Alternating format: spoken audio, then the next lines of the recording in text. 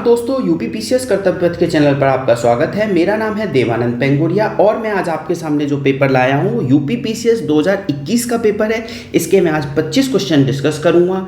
अब ये सीरीज जो स्टार्ट हो रही है ये आपके लिए वन स्टॉप सॉल्यूशन हो सकता है। अब वन स्टॉप सॉल्यूशन कैसे हो सकता है ये आपको समझना है, क्योंकि आप लोगों के बहुत कमेंट आए कि इकोनॉमी पे वीडियो बना दीजिए, एनवायरनमेंट पे वीडियो बना दीजिए, लूसेंट पे वीडियो बना दीजिए, चीज़ें याद नहीं हो रही हैं, याद करा दीजिए कैसे भी करके, और भी बहुत सारे मैसेज आए। तो मेरे दिमाग में ये आइडिया आया कुछ मैं ऐसा स्टार्ट करूँ जिससे कि कम टाइम में ज़्यादा से ज़्यादा फ़ायदा हो, क्योंकि एग्जाम नज़दीक आ रहा है। तो मैं इस वन स्टॉप सॉल्यूशन की सीरीज़ को लेकर आया हूँ। अब ये कैसे वन स्टॉप सॉल्यूशन हो सकता है ये समझ लीजिए। देखिए, यहाँ पे जो भी इंपॉर्टेंट क्वेश्चंस होंगे उनको मैं आपके सामने एनालाइज करूँगा और एक एक ऑप्शंस को एनालाइज करूँगा इंपॉर्टेंट क्वेश्चन के, जिससे कि आपको वो चीज़ें याद हो जाएं। ठीक है। और दूसरा कि कौन कौन से क्वेश्चन रिपीट हो सकते हैं उनके बारे में भी बात करूँगा। कौन कौन सी थीम से क्वेश्चंस आता है ये भी मैं आपको इसमें बताऊँगा। ठीक है। और कौन कौन से करंट अफेयर का पैटर्न डेवलप हो रहा है, इस टाइप के करंट अफेयर आ रहे हैं, फ्यूचर में इस टाइप के यूपी पीसीएस करंट अफेयर पूछ सकता है। और इससे रिलेटेड जो भी करंट अफेयर मुझे अगर याद आएंगे साथ ही साथ वीडियो बनाते समय, तो मैं वो भी आपको बताता रहूँगा और कुछ क्वेश्चंस भी पूछूंगा। आपको उन क्वेश्चंस के कमेंट जरूर करने हैं और हर किसी को कमेंट करना है। कोई एक कमेंट कर दे बाकी के कमेंट नहीं करते तो इससे वीडियो का रेस्पॉन्स अच्छा नहीं आता। अगर आप लोगों के रेस्पॉन्स अच्छा रहेगा, वीडियो का रेस्पॉन्स अच्छा रहेगा, तो मैं इस वन स्टॉप सॉल्यूशन की सीरीज को कंटिन्यू रखूंगा। साथ ही साथ चौथी चीज़ इसमें मैं आपको क्या करूंगा, कुछ चीज़ें याद कराने की कोशिश करूंगा, जिससे कि जो चीज़ें सबको याद होती है, मतलब जो 4-5 अटेम्प्ट दे चुके होते हैं उनको ये चीज़ें याद होती हैं, मैं कोशिश करूंगा आपको भी याद करा दूं यहीं की यहीं, या बोल दूंगा कि इसको याद कर लो, रट लो इसको। ठीक है। और मैं यहाँ पे कुछ टॉपिक्स पे, जैसे इकोनॉमी के टॉपिक्स पे या पॉलिटी के टॉपिक्स पे कुछ ट्रिक्स हैं, या हिस्ट्री के टॉपिक्स पे साथ ही साथ ट्रिक्स भी बताने की कोशिश करूँगा। आज इसमें मैंने इकोनॉमी के टॉपिक्स पे आपको एक चीज़ याद कराने की कोशिश की है। चलिए स्टार्ट करते हैं आज की सीरीज़ को, वन स्टॉप सॉल्यूशन की। तो यूपी पीसीएस 2021 का पेपर है। देखिए, पहला क्वेश्चन कह रहा है कि एसर्शन रीजन का क्वेश्चन है। आजकल इस टाइप का ट्रेंड चल गया है, यूपीएससी में भी ट्रेंड चल गया है एसर्शन रीजन के क्वेश्चन पूछने का, और यूपी पीसीएस भी अपने एग्जाम में तो शुरू से पूछता ही है। तो हम स्टार्ट करते हैं पहले क्वेश्चन को कि मुगल एम्पायर के बारे में। Mughal empire was originally a military state, मतलब मुगल एम्पायर मूल रूप से एक सैनिक राज्य था। तो ये स्टेटमेंट सही है। दूसरा कह रहा है कि मुगल एम्पायर की जो व्यवस्था थी वो केंद्रीय शासन व्यवस्था के विकास की सैनिक शक्ति पर निर्भर थी। तो सही बात है ये भी कि जो मुगल एम्पायर था वो सैनिक शक्ति पर निर्भर था। उसी की वजह से क्या होता है, केंद्रीकरण होता है, सेंट्रलाइजेशन होता है। तो एसर्शन भी सही है और रीजन भी सही है, और रीजन उसको एक्सप्लेन कर रहा है। क्लियर। तो इसका आंसर क्या हो गया, ए। अब यहाँ से हमने क्या सीखा कि मुगल एम्पायर से क्वेश्चन आ रहा है और उसके एडमिनिस्ट्रेशन से क्वेश्चन आ रहा है। ऐसे ही में दिल्ली सल्तनत और मुगल सल्तनत का एडमिनिस्ट्रेशन पढ़ना है और उसका लिटरेचर पढ़ना है अच्छे से। क्या एडमिनिस्ट्रेशन पढ़ना है दिल्ली सल्तनत का, और लिटरेचर पढ़ना है। ये रिपीटेड थीम्स हैं, इनसे हर साल क्वेश्चंस आते हैं, स्पेशली लिटरेचर वाले पार्ट से। आप अगर देखेंगे यूपी पीसीएस का कोई भी पेपर उठा लें, चाहे आरओ एआरओ का, आपको लिटरेचर से क्वेश्चन मिलेगा ही मिलेगा। तो अगर आपको लिटरेचर याद नहीं हो रहा है दिल्ली सल्तनत का और मुगल सल्तनत का, तो आप टेलीग्राम से कनेक्ट हो जाइए हमारे, और वहाँ पे मैं आपको दिल्ली सल्तनत और मुगल सल्तनत दोनों के लिटरेचर को बिल्कुल याद करा दूंगा कंठस्थ, आप कभी नहीं भूलेंगे। ठीक है। इसके साथ ही साथ यहाँ पे किंग के सीक्वेंस भी इंपॉर्टेंट है। किंग के सीक्वेंस क्यों इंपॉर्टेंट है, आपने अभी आरओ एआरओ का जो पेपर कैंसिल हो गया था वहाँ पे देखा होगा कि किंग के नाम पूछे हुए थे। जहाँ तक मुझे याद है सैयद वंश के किंग के नाम की क्रोनोलॉजी पूछी हुई थी। तो मैं ये सब कोशिश करूँगा कि यहाँ पे आपको याद कराने की कोशिश करूँ, और अगर यहाँ वीडियो की लिमिटेशन की वजह से मैं आपको टेलीग्राम ग्रुप पे आप कनेक्ट करिए, मैं वहाँ पे आपको जो भी पूछेंगे अच्छे रेस्पॉन्स आएंगे, ज़्यादा क्वेश्चंस किसी एक चीज़ पे आएंगे तो मैं आपको ऑडियो फॉर्मेट में वो चीज़ें याद कराऊंगा। तो हमारा आज का पहला क्वेश्चन हो गया है। अब दूसरा क्वेश्चन करते हैं। देखिए, दूसरे क्वेश्चन में बात की गई है which of the following island is not located in Caribbean sea. देखिए, ये एक ऐसा क्वेश्चन है जिसको कई लोगों को नहीं आता होगा, कई क्या 99% लोगों को नहीं आता होगा।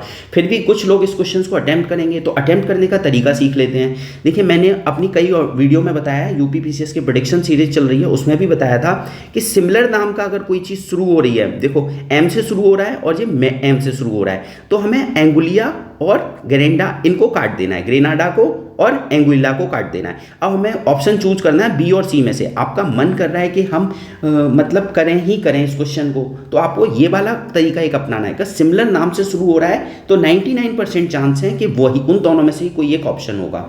ठीक है। तो इसका आंसर क्या है, मडीरा है। अब ये मडीरा कहाँ पे है, पुर्तगाल में है। क्लियर, मतलब यहाँ पे पूछा गया था कि कौन सा कैरिबियन आइलैंड नहीं है, मतलब कैरिबियन सी में आइलैंड लोकेटेड नहीं है। तो मैडीरा लोकेटेड नहीं है, मैडीरा अटलांटिक ओशन के आसपास है और पुर्तगाल का आइलैंड है। तो वहाँ पे आपको क्या याद रखना है कि पुर्तगाल का आइलैंड है, ये नहीं भूलना है, ठीक है। बाकी तीनों के आइलैंड कहाँ पे, कैरिबियन सी में है। अब ये क्वेश्चन रिपीट नहीं होगा, बट आपको मैडीरा आइलैंड रिपीट हो सकता है, ये कहाँ पर है, तो पुर्तगाल में याद रखना है। क्लियर, आगे चलते हैं।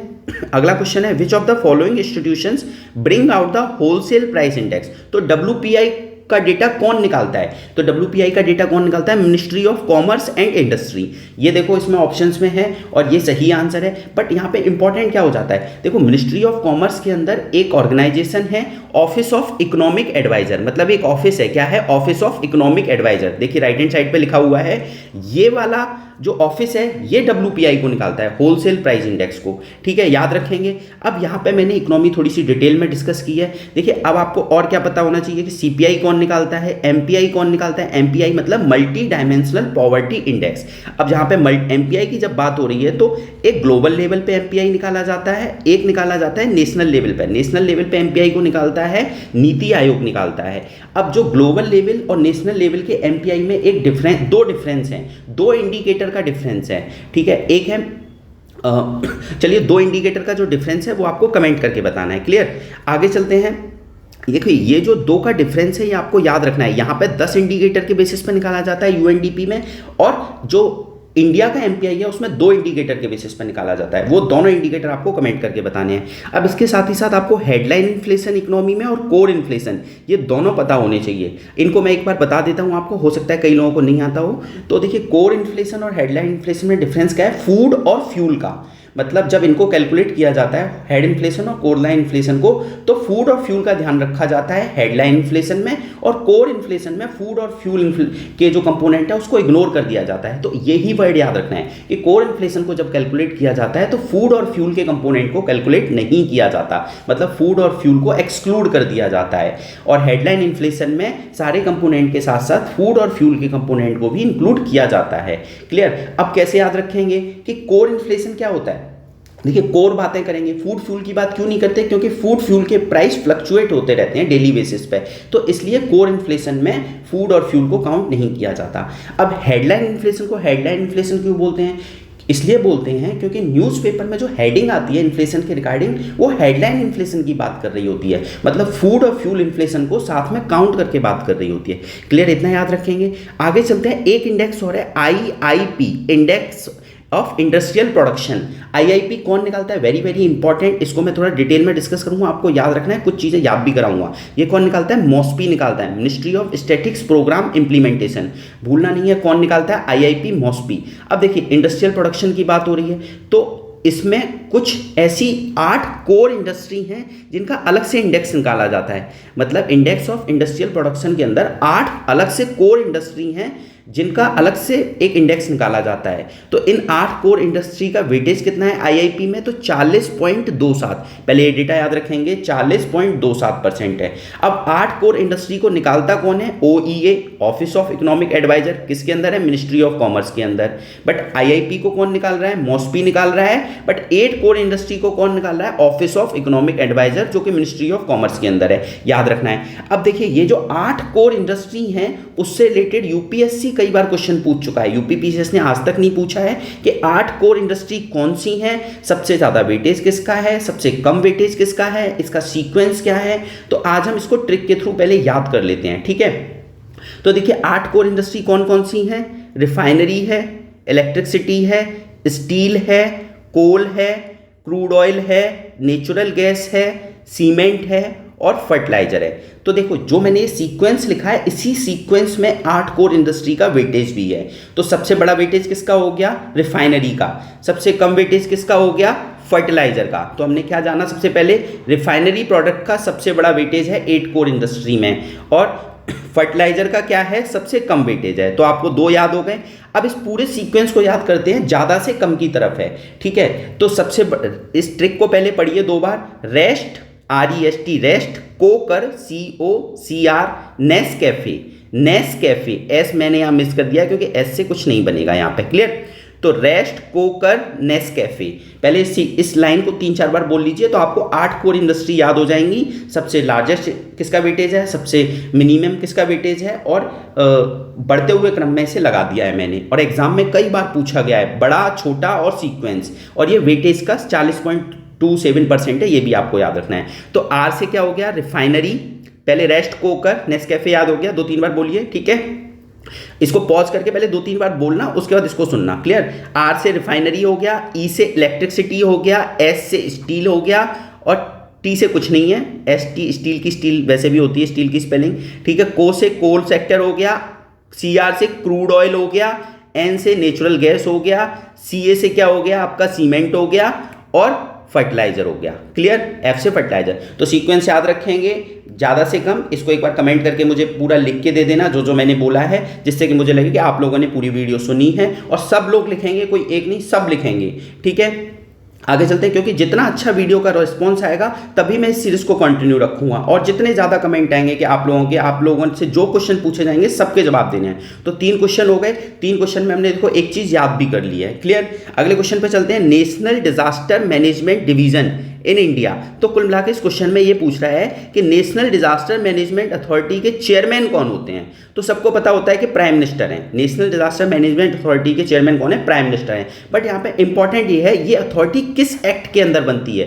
तो डिजास्टर मैनेजमेंट एक्ट 2005 के अंदर बनाई गई है, इंपॉर्टेंट है, याद रखना। डिजास्टर मैनेजमेंट एक्ट 2005 के अंदर बनाई गई है। इसी के साथ साथ एक और चीज़ याद रखिए, ये पीआईबी में हमेशा लिखी आती है, जो गवर्नमेंट की वेबसाइट है प्रेस इंफॉर्मेशन ब्यूरो, उसमें ये वाली जो एनसीएमसी है इसके बारे में हमेशा आता है। अब एनसीएमसी क्या है, नेशनल क्राइसिस मैनेजमेंट कमेटी। इसको हेड कौन करता है, कैबिनेट सेक्रेटरी, याद रखना, कैबिनेट सेक्रेटरी इसको हेड करता है। अब इसका रोल कब आता है, मान लो कोई साइक्लोन आ गया या कोई डिजास्टर आ गया, तो ये जो कमेटी है नेशनल क्राइसिस मैनेजमेंट कमेटी, ये बैठक करती है, और इसको हेड कौन करता है, कैबिनेट सेक्रेटरी करता है, जो सबसे बड़ा आईएएस होता है, ठीक है, पूरे इंडिया का, वो हेड करता है, कैबिनेट सेक्रेटरी। याद रखेंगे। तो 3 चीजें बताई, कौन सा एक्ट है 2005 का, एनसीएमसी को कौन हेड करता है, cabinet secretary, national crisis management committee. यहाँ पे एक और चीज ध्यान रखने वाली है, ये एग्जाम में कभी भी पूछा जा सकता है कि डिजास्टर मैनेजमेंट एक्ट के अंदर 3 टियर स्ट्रक्चर बनाया गया है। कितना, 3 टियर स्ट्रक्चर बनाया गया है। सबसे ऊपर है नेशनल डिजास्टर मैनेजमेंट अथॉरिटी, फिर स्टेट डिजास्टर मैनेजमेंट अथॉरिटी, फिर डिस्ट्रिक्ट डिजास्टर मैनेजमेंट अथॉरिटी। अब स्टेट डिजास्टर मैनेजमेंट अथॉरिटी को कौन हेड करेगा, ये आप लोग कमेंट करके बताएंगे। डिस्ट्रिक्ट डिजास्टर मैनेजमेंट अथॉरिटी को कौन हेड करेगा, ये आप लोग कमेंट करके बताएंगे। कॉमन सेंस का क्वेश्चन है, आपको कमेंट जरूर करना है, याद रखना, तभी इस सीरीज को कंटिन्यू रखा जाएगा। आप लोगों का रेस्पॉन्स बहुत मैटर करेगा वीडियो का, क्लियर। आगे चलते हैं। अब अगले क्वेश्चन में बजट से पूछा गया है। देखिए बजट में एक स्कीम दी गई है, मतलब स्कीम का नाम पूछा हुआ है, और ये पूछा गया है कि किस स्कीम में टैबलेट दिया जाएगा स्टूडेंट्स को। तो चीफ मिनिस्टर अभ्युदय योजना के अंदर टैबलेट दिया जाएगा। तो जो भी इस साल का यूपी का बजट आया है उसमें जो जो स्कीम्स हैं उनको आपको ध्यान से पढ़ना है। क्या क्या याद रखना है उसमें, कि उस स्कीम का एम क्या है और उसके बेनिफिशियरी कौन लोग हैं। बस 2 चीज़ें आपको याद रखनी है, क्लियर। 5 क्वेश्चन हो गए हैं। 6वें क्वेश्चन पे चलते हैं। Which one of the following is not a major cocoa producer.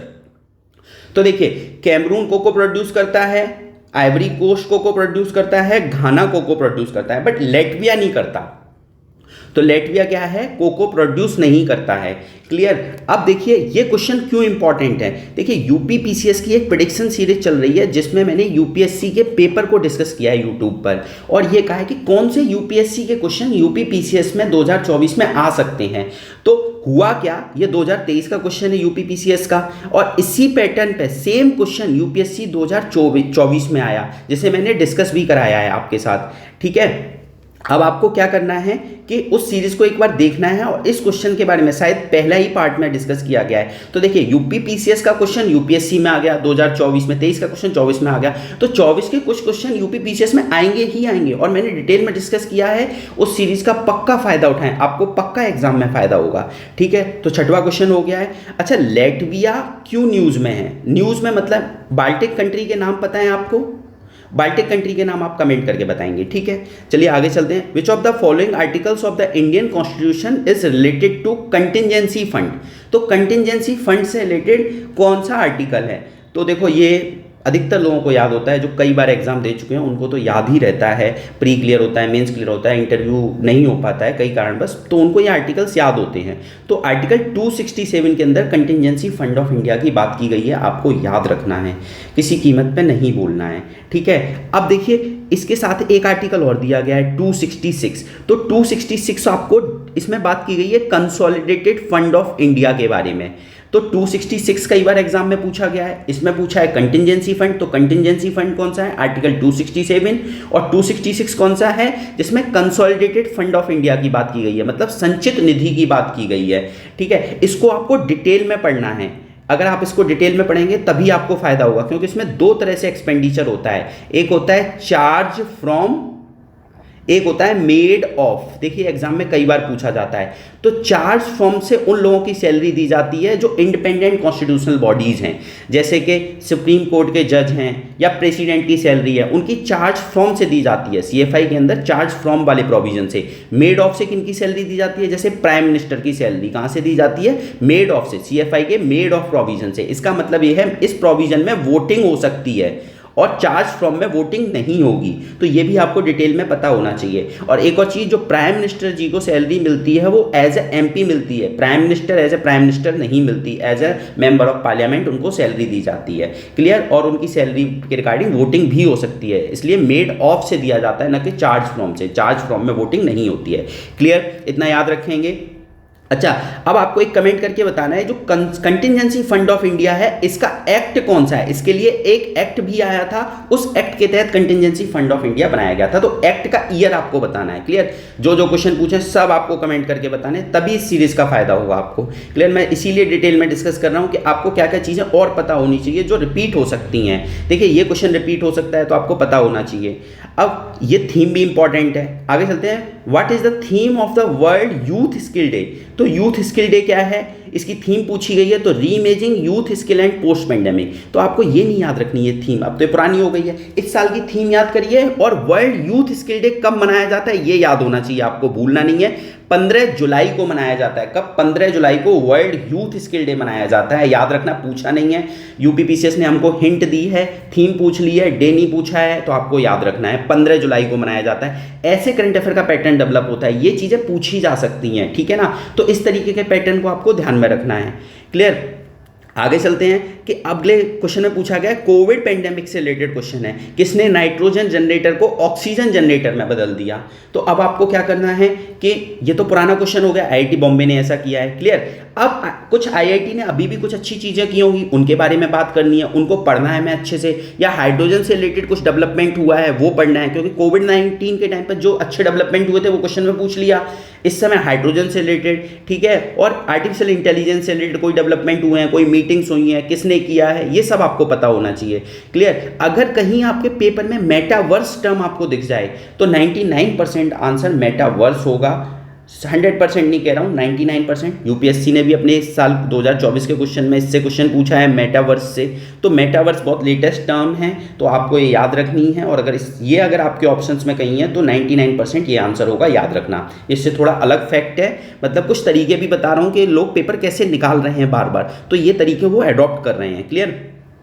अब आईआईटी बॉम्बे की बात आ गई है, तो आपको एक चीज़ याद रखनी है कि मैंने अपने जो एक क्विज मतलब टेलीग्राम पे क्विज का जो ग्रुप चल रहा है उसमें मैंने पूछा भी था कि नेक्स्ट जनरेशन 19 या कार्ड सी सेल थेरेपी, CART कार्ड सी सेल थेरेपी किसने डेवलप की है, तो आईआईटी बॉम्बे ने टाटा के साथ मिलकर डेवलप की है। किसने, आईआईटी बॉम्बे, याद रखना, कैंसर के लिए है, वैसे भी बॉम्बे में टाटा इंस्टीट्यूट भी है, ठीक है, तो आईआईटी बॉम्बे ने डेवलप की है, इंपॉर्टेंट है बहुत, याद रखना है, टाटा के साथ मिलकर, क्लियर। अगले क्वेश्चन पे चलते हैं। Which one of the following causes is responsible for rainfall during winters, तो विंटर्स के लिए रेनफॉल के लिए कौन रेस्पॉन्सिबल होते हैं, कौन सा मानसून, तो वेस्टर्न डिस्टर्बेंस की वजह से इंडिया में रेनफॉल होती है। वेस्टर्न डिस्टर्बेंस कहाँ पे आता है, मेडिटेरियन सी में आता है, वहाँ से चलता है और इंडिया में हवाओं के साथ इंडिया में आ जाता है और इंडिया में बारिश कराता है। तो कौन सी उस फसल को फायदा होता है, रबी क्रॉप को फायदा होता है, स्पेशली वीट को फायदा होता है। क्यों, क्योंकि वीट को क्या होता है, स्टार्टिंग में पानी चाहिए होता है, तो वेस्टर्न डिस्टर्बेंस की वजह से जो बारिश होती है उससे पानी मिल जाता है, क्लियर। यहाँ पे आपको कौन सी खरीफ क्रॉप है, कौन सी रबी क्रॉप है, ये आपको कमेंट करके बतानी है, क्लियर। अब देखिए वेस्टर्न डिस्टर्बेंस को हम क्या बोलते हैं, और एक्स्ट्रा ट्रॉपिकल साइक्लोन भी बोलते हैं। ये नाम भी आपको याद रखना है, क्या, एक्स्ट्रा ट्रॉपिकल साइक्लोन। अब बात करते हैं साउथ वेस्ट मानसून की। साउथ वेस्ट मानसून आप सबको याद रहता है। देखिए साउथ वेस्ट मानसून की डायरेक्शन आपको पता होनी चाहिए। देखिए इधर मैंने एक डायग्राम बनाया है, साउथ वेस्ट नॉर्थ ईस्ट, ये डायरेक्शन है विंड की। तो साउथ वेस्ट मानसून कैसे चलता है, देखिए ये जो ट्रेड विंड है नीचे इक्वेटर के नीचे वाली, ठीक है, ये ट्रेड विंड यहाँ पे आती है, कोरोलिसिस फोर्स की वजह से इनकी डायरेक्शन क्या हो जाती है, साउथ वेस्ट हो जाती है। ये देखिए साउथ वेस्ट डायरेक्शन में चल रही हैं, ये याद रखना है, साउथ वेस्ट मानसून बोलते हैं इसे, ठीक है। अब आगे चलते हैं, रिट्रीटिंग मानसून वर्ड लिखा हुआ है। देखिए रिट्रीटिंग मानसून की डायरेक्शन आपको कमेंट करके बतानी है, और रिट्रीटिंग मानसून से कौन से कोस्ट पे सबसे ज़्यादा बारिश होती है। चलो मैं बता देता हूँ, कोरोमंडल कोस्ट पर रिट्रीटिंग मानसून से सबसे ज़्यादा बारिश होती है। इसकी डायरेक्शन क्या होगी, जैसे नॉर्मल मानसून की डायरेक्शन क्या होती है, साउथ वेस्ट होती है, तो रिट्रीटिंग मानसून जो वापस जा रहा होता है मानसून, उसकी डायरेक्शन आपको कमेंट करके बतानी है। क्लियर। आगे चलते हैं अगले क्वेश्चन पे। तो देखिए 10वें क्वेश्चन को हमने काफ़ी डिटेल में डिस्कस किया, और जो मानसून का टॉपिक है वो काफ़ी डिटेल में पढ़ना है, ठीक है। मानसून का एक क्या मतलब होता है, reversal of wind, reversal of wind. UPSC में एक बार पूछ चुका है, शायद 13-14 में क्वेश्चन पूछा गया था, तो आपको याद रखना है कि मानसून का मतलब। और आपको एक और चीज़ करनी है कि मानसून को एक बार अच्छे से पढ़ लेना है कि कौन सी jet stream important role play करती है इंडिया में मानसून लाने में। इसके साथ ही साथ एक टर्म ऑफ अक्टूबर हीट क्या होता है ये भी आपको पता होना चाहिए। क्लियर। मैंने इससे रिलेटेड जो जो इंपॉर्टेंट बातें थी वो आपसे पूछ ली हैं या मैंने आपको बता दी हैं, और ये थीम रिपीटेड थीम है, आपको याद रखना है। Clear. Fly ash pollution is caused by, तो फ्लाई एश पॉल्यूशन किसकी वजह से होता है प्रदूषण, तो ये थर्मल पावर प्लांट की वजह से होता है, थर्मल पावर प्लांट की वजह से, ठीक है। याद रखेंगे, रट लेना, ये सबको याद रहता है, अब आपको भी याद कर लेना है। फ्लाई एश से हम जो होता है कि जो पॉल्यूशन निकलता है, मतलब फ्लाई एश को हम रोड बनाने में भी यूज कर सकते हैं, जिससे कि पॉल्यूशन भी कम होगा। तो हम क्या करेंगे, फ्लाई एश क्या एक तरीके से वेस्ट है, रोड बना ली हमने तो क्या वेल्थ जनरेट कर ली, तो हमने क्या कॉन्सेप्ट यूज किया, वेस्ट टू वेल्थ का। याद रखना, मेंस में इस तरीके से हम यूज भी कर सकते हैं। अब देखिए ऊपर लिखा है फर्टिलाइजर इंडस्ट्री, तो इससे रिलेटेड यूपीपीसीएस अभी एग्रीकल्चर के एग्जाम में क्वेश्चन आया था, अभी हुआ है थोड़े दिन पहले, ठीक है। मैंने उसे बहुत डिटेल में डिस्कस भी किया है, आप एक बार अगर देखना चाहें तो देख लीजिए।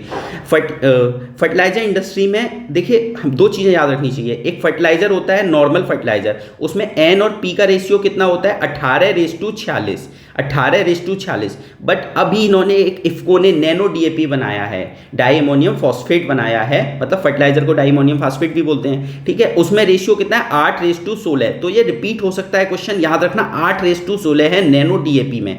क्लियर। अगले क्वेश्चन पे चलते हैं। अगले क्वेश्चन में फिर पूछा गया है उत्तर प्रदेश स्वामी विवेकानंद ऐतिहासिक पर्यटन यात्रा योजना, तो किन लोगों को ये बेनिफिट प्रोवाइड करेगी, लेबरर्स को बेनिफिट प्रोवाइड करेगी, उनको रिलीजियस ट्रैवल पे ले जाएगी, मतलब घूमने के लिए ले जाएगी, धार्मिक यात्रा पे बेसिकली। तो अब मैंने अभी आपको बताया था कोई भी स्कीम पढ़े उनके बेनिफिशरी और एम यही पूछते हैं एग्जाम में, तो आपको यही पढ़ना है अभी, ठीक है। या कोई टारगेट है वो भी याद रखना है। क्लियर। 13वें क्वेश्चन पे आ गए। 13वें क्वेश्चन में बात कर रहा है कि कौन सी ऐसी चीज़ है जो सबसे ज़्यादा रिफ्लेक्ट करती है सनलाइट को, तो ये कौन से कॉन्सेप्ट की बात कर रहा है, देखिए एल्बिडो की। एल्बिडो इंपॉर्टेंट है, याद रखना, यहाँ पे उसने कॉन्सेप्ट नहीं लिखा है, अब यही कॉन्सेप्ट पूछ लेगा ये किस कॉन्सेप्ट की बात कर रहा है, तो एल्बिडो की। एल्बिडो का मतलब क्या होता है समझ लीजिए। मान लो ये अर्थ की सरफेस है, सन की रेज आ रही हैं यहाँ से और ये वापस जा रही हैं, तो इनकमिंग सोलर रेडिएशन है या आउटगोइंग सोलर रेडिएशन है, तो जो सरफेस ज़्यादा से ज़्यादा वापस करेगी उस सरफेस का सबसे ज़्यादा एल्बिडो होगा। क्या होगा, सबसे ज़्यादा एल्बिडो होगा। एल्बिडो क्या होता है कि जितनी रोशनी को हम परावर्तित कर सकें, ठीक है, मतलब वापस भेज सकें एटमॉस्फेयर में, उसी को हम क्या बोलते हैं, एल्बिडो बोलते हैं। और जिस सरफेस जितनी ज़्यादा सन की इनकमिंग रेडिएशन को एटमॉस्फेयर में वापस भेजेगी उस सरफेस का एल्बिडो सबसे ज़्यादा होगा। ये कई बार क्वेश्चन रिपीट हुआ है, तो इसका आंसर क्या है, land covered with fresh snow. जितनी वाइड सरफेस होगी किसी भी चीज़ की उतना ज़्यादा वो एल्बिडो होगा उसका। ये सबको पता होता है, मैंने लिखा भी है, इसको याद कर लेना। और ये कॉन्सेप्ट क्या है, एल्बिडो, ठीक है। आगे चलते हैं अगले क्वेश्चन पे। विच of the following cities countries first Indian institute of skill कहाँ पे स्टैब्लिश किया गया है, तो Indian institute of skill Kanpur में स्टैब्लिश किया गया है। अब देखिए ये इंपॉर्टेंट है, बट ये क्वेश्चन नहीं पूछेगा अब दोबारा। आपको याद क्या रखना है कि अभी आर्टिफिशियल इंटेलिजेंस को लेके यूनिवर्सिटी बनी है और उसकी पहली महिला निदेशक चुनी गई हैं, पहली महिला हेड चुनी गई हैं, सॉरी पहली महिला नहीं है, पहली नॉन इंडियन हेड चुने गए हैं। फर्स्ट आर्टिफिशियल इंटेलिजेंस यूनिवर्सिटी के फर्स्ट नॉन इंडियन मतलब विदेशी वाइस चांसलर चुने गए हैं। कौन? वाइस चांसलर चुने गए हैं। तो कहाँ बनी है यूनिवर्सिटी? मुंबई में बनी है। वाइस चांसलर का नाम आपको कमेंट करके बताना है। साइमन से स्टार्ट होता है, इतना मैं बता दे रहा हूँ। साइमन कोल नाम है शायद, चलिए मैंने ही बता दिया। इसके अलावा नेशनल डिफेंस यूनिवर्सिटी कहाँ पे है, गिफ्ट यूनिवर्सिटी कहाँ पे, गिफ्ट सिटी कहाँ पे है, ये सब आपको कमेंट करके बताना है। नेशनल डिफेंस यूनिवर्सिटी बहुत इंपॉर्टेंट है, आपको पता होनी चाहिए। भारत की पहली डिफेंस यूनिवर्सिटी बनी थी, तो ये कहाँ बनी है? In space, very very important. In space अभी जो नई इसरो की ऑर्गेनाइजेशन बनी है, इसका हेडक्वार्टर कहाँ पे है ये भी आपको पता होना है। चलो ये मैं बता देता हूँ, ये भोपाल में है। भोपाल मत पढ़ना इसे, BHOPAL। भोपाल कहाँ है? अहमदाबाद में है। ठीक है, भोपाल कहाँ है? भोपाल कहाँ है? अहमदाबाद में है। क्लियर? तो इन स्पेस का हेडक्वार्टर कहाँ है? भोपाल अहमदाबाद में, याद रखना। क्लियर? तो ये इन स्पेस मैंने बता दिया। NDU के बारे में, नेशनल डिफेंस यूनिवर्सिटी के बारे में आपको कमेंट करके बताना है। तो मैं कोशिश कर रहा हूँ जितना डिटेल में हो सके, वन स्टॉप सॉल्यूशन इसलिए बना रहा हूँ कि इतनी सारी वीडियोस ना बनानी पड़े, एक ही वीडियो में मैं आपको ज़्यादा से ज़्यादा डिलीवर कर सकूँ। अब देखिए 15 क्वेश्चन है, ये पैटर्न डेवलप कर रहा है। क्या पैटर्न डेवलप कर रहा है? करंट अफेयर का। इसमें पूछा है कि फ्रेंच ओपन जिसने जीता वो किस कंट्री से बिलोंग करती हैं।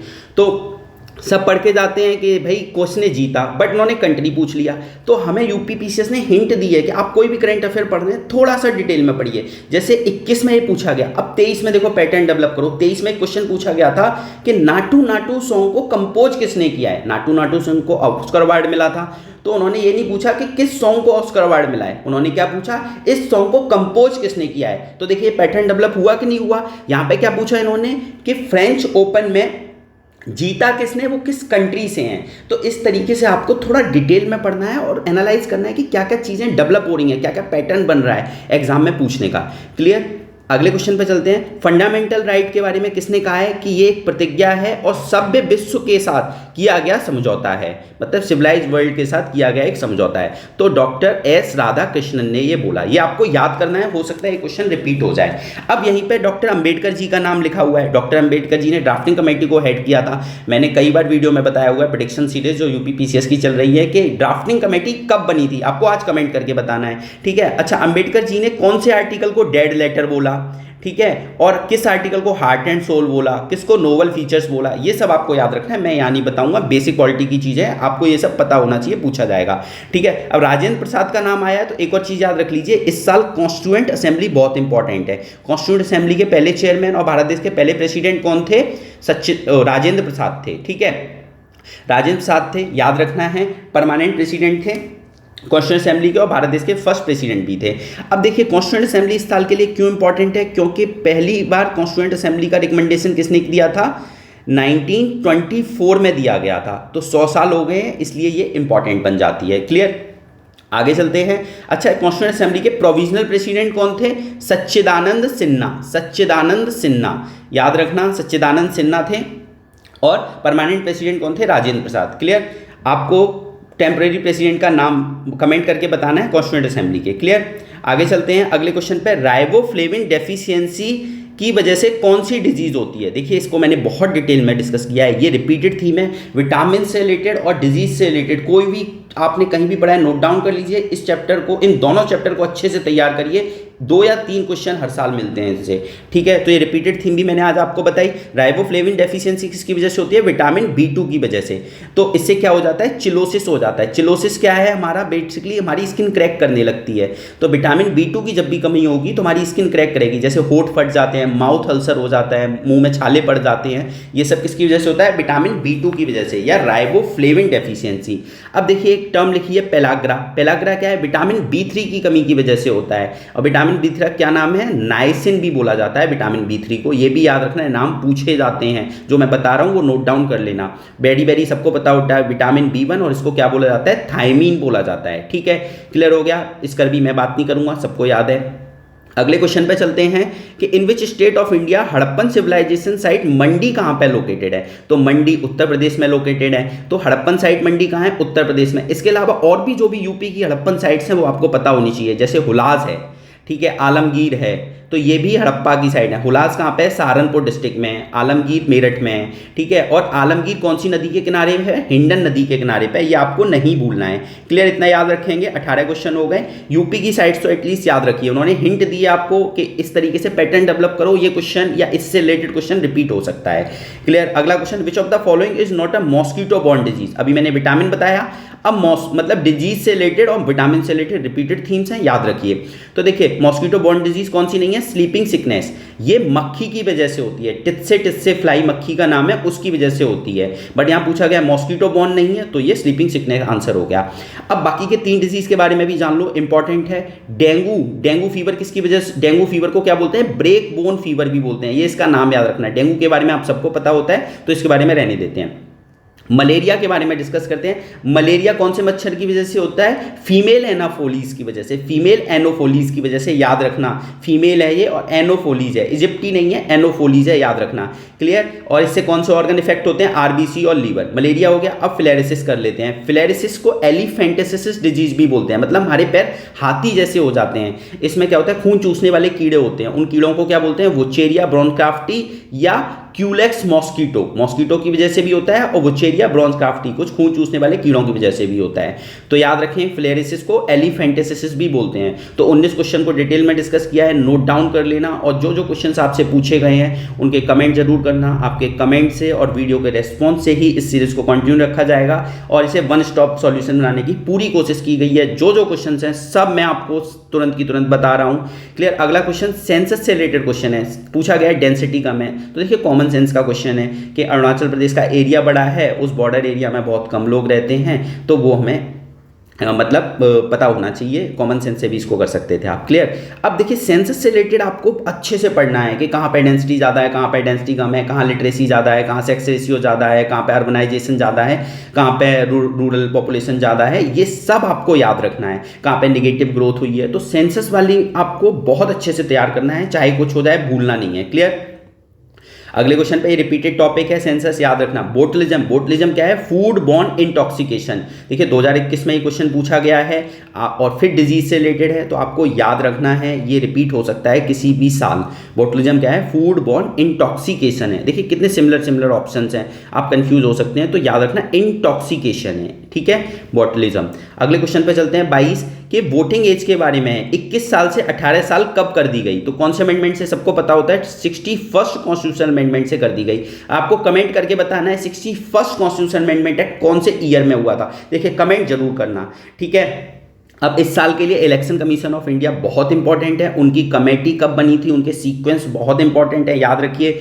आर्टिकल्स इंपॉर्टेंट हैं, 324 से 329 आर्टिकल्स तक है। ये सारे आर्टिकल्स आपको याद रखने हैं, पूछे जाएंगे एग्जाम में कि 329 आर्टिकल क्या है, 324 क्या है, 325 क्या है। इलेक्शन कमीशन का पार्ट याद रखना, कौन से पार्ट में बात की गई है, मैं कुछ इसमें नहीं बताऊंगा, ये बेसिक चीज़ें आपको पता होनी चाहिए। और इलेक्शन कमीशन ऑफ इंडिया की कमेटी का सीक्वेंस आपको याद रखना है। अगर आपको नहीं याद हो रहा है तो आप टेलीग्राम से जुड़िए और कमेंट करके बताइए कि क्या क्या चीज़ें आपको नहीं याद हो रही हैं, तो मेरी कोशिश रहेगी कि मैं आपको वहाँ पे याद कराऊँ। जितने सेम क्वेश्चन पूछे जाएंगे जिस टाइप के, उन पे मैं आपको कमेंट करके पक्का चीज़ें याद कराऊंगा, ठीक है। 23वां क्वेश्चन, और टेलीग्राम को मैं कमेंट ग्रुप में पिन कर दूंगा, टेलीग्राम ग्रुप को, आपको अगर अच्छा लगे तो आप ज्वाइन कर लीजिएगा। क्लियर। अगला क्वेश्चन है 23वें नंबर का, रेडियो एक्टिविटी के बारे में बात कर रहा है। Which reference to the radio activity, which of the following statement is correct. तो देखिए radio activity is a nuclear property, सही स्टेटमेंट है। दूसरा, hydrogen bomb is prepared on the principle of nuclear fission. तो देखिए 23वें क्वेश्चन को attempt करने का सबसे बेस्ट तरीका क्या है? देखिए कोई भी चीज़ आप पढ़ रहे हो, न्यूक्लियर फिजन के साथ आपके दिमाग में क्या आएगा? न्यूक्लियर फ्यूजन आएगा। क्लियर। अगर एग्जामिनर क्वेश्चन बना रहा होगा तो क्या सोच रहा होगा कि फिजन की जगह फ्यूजन लिख दूं और बच्चों का क्वेश्चन मैं ये गलत करा दूं, तो उन्होंने क्या किया, फ्यूजन होना चाहिए था, फिजन लिख दिया, तो इजीली इसको रिप्लेस किया जा सकता है इस वर्ड को। तो एग्जामिनर क्या करते हैं, ज़्यादा मेहनत नहीं की, उन्होंने वर्ड को सेवल रिप्लेस कर दिया। क्लियर। तो फिजन लिख दिया, फ्यूजन होना चाहिए था। हाइड्रोजन बॉम्ब किसकी वजह से बनता है? न्यूक्लियर फ्यूजन की वजह से, मतलब दो न्यूक्लियाई जब जुड़ते हैं तब बनता है हाइड्रोजन बॉम्ब। फिजन का मतलब अलग होना होता है, विखंडन, ठीक है, जबकि संलयन से बनते हैं हाइड्रोजन बॉम्ब। क्लियर। तो कोई चीज़ इजीली एक्सचेंज हो जाती है जब एग्जामिनर क्वेश्चन बनाता है, तो उसको एक्सचेंज कर देता है, कोशिश करता है जिससे कि पेपर में इजी बनाना हो जाए क्वेश्चन, और जिसको आता होगा वो सही कर दे, जिसको लगे सही लिखा हुआ है उसका गलत हो जाए। क्लियर। तो ये पहला स्टेटमेंट सही हो गया, दूसरा गलत हो गया। तो आपका यहाँ पे एग्जामिनर का माइंडसेट भी आपको रीड करना है कि वो किस तरीके से क्वेश्चन बना रहा है। तो यहाँ पे सिंपल एक्सचेंज कर दिया था। अब देखिए आपसे क्वेश्चन है कि आर्टिफिशियल सन कौन बना रहा है वर्ल्ड में, ठीक है, और किसने बना लिया है, ये आपको कमेंट करके बताना है। एक सर्न ऑर्गेनाइजेशन है यूरोप में, स्विट्जरलैंड और फ्रांस के बॉर्डर पे लोकेटेड है। ये यूरोपियन यूनियन की ऑर्गेनाइजेशन है और स्विट्जरलैंड और फ्रांस के बॉर्डर पे है। ये क्या कर रही है, पार्टिकल फिजिक्स पे रिसर्च कर रही है, बहुत की वर्ल्ड की साइंटिफिक सबसे बड़ी साइंटिफिक रिसर्च कर रही है सर्न, याद रखना। क्लियर। अगले क्वेश्चन पे चलते हैं। एनटीपीसी यूनिट एट सिंगरौली, ठीक है, इसके बारे में कहा गया है कि पहला स्टेटमेंट ये northern part of Chhattisgarh located है। अब देखिए फिर सेम पैटर्न, इन्होंने क्या किया, उत्तर प्रदेश में लोकेटेड है, बट इन्होंने क्या किया कि छत्तीसगढ़ लिख दिया, ठीक है। तो छत्तीसगढ़ लिखते ही हमारा आंसर गलत हो गया, क्योंकि स्टेट को बहुत इजीली रिप्लेस किया जा सकता है। क्या, स्टेट को बहुत इजीली रिप्लेस किया जा सकता है। उन्होंने जो मेन स्टेट था उसको हटा के छत्तीसगढ़ लिख दिया, तो इसलिए कहाँ पे लोकेटेड है, ये इन्होंने स्टेटमेंट गलत लिख दिया। दूसरा, ये ओल्डेस्ट यूनिट है, तो दूसरा स्टेटमेंट सही हो गया, पहला सही। तो मैं आपको ये समझाना चाह रहा हूँ कि जब भी एग्जामिनर क्वेश्चन बनाता है तो कोशिश करता है कि जो स्टेटमेंट में कोई छोटी सी वर्ड इजीली रिप्लेस हो जाए और स्टेटमेंट गलत हो जाए, तो वो उसको बहुत इजीली बना देता है, ठीक है। और क्वेश्चंस जब एग्जाम में क्वेश्चन आता है तो स्टूडेंट कंफ्यूज हो जाते हैं। तो हमें क्या याद रखना है कि तुरंत याद रखना है कि जब भी एग्जामिनर क्वेश्चन बना रहा है तो किस चीज को इजीली बदल सकता है वो, जिसमें उसकी कम मेहनत लगेगी। क्लियर।